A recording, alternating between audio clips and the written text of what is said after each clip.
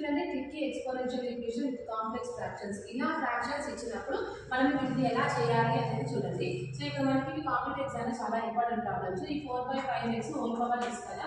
So దీన్ని యాజిటివ్గా రాసుకున్నాము. ఇక్కడ ఏమవుతుంది అని అంటే నేను 25 ని 5 స్క్వేర్ అవుతుంది కదా. సో 5 స్క్వేర్గా రాసా, 16 అంటే 4 స్క్వేర్గా రాసుకుంటున్నాను. అగైన్ పవర్ 9 ఉంది. ఓకే, సో ఇక్కడ 4/5 అనేది కామన్, ఇది x.